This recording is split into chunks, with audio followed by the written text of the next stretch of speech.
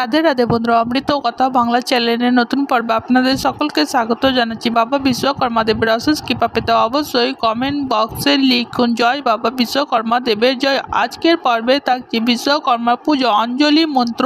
এই পুজোতে অঞ্জলি দেওয়ার সময় যে মন্ত্র উচ্চারণ করতে হয় সেটি রইল আপনাদের জন্য। বিশ্বকর্মা তিনি হলেন হিন্দু ধর্মের স্থাপত্য দেবতা।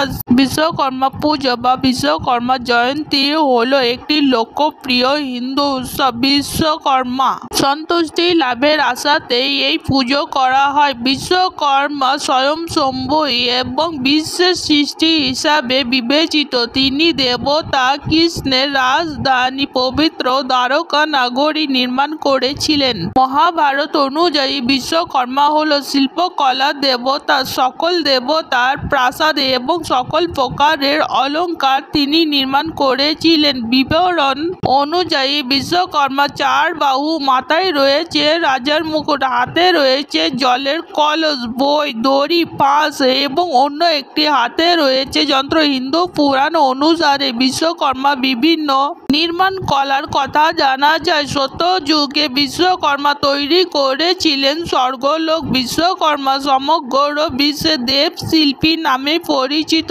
বিশ্বকর্মার অঞ্জলি মন্ত্র যথা বংশপাল, মহাবীর, সুচিতর, কর্মকর, বিশ্বকৃত, বিশ্বদিক্তঞ্চ, বাসনা, মানত, দণ্ডদিক, ওম বিশ্বকর্মণে নমঃ। আজকের পর্ব এখানেই সমাপ্ত হলো। অমৃত কথা বাংলা চ্যানেলের সঙ্গে থাকার জন্য আপনাদের অনেক অনেক ধন্যবাদ। রাধে রাধে।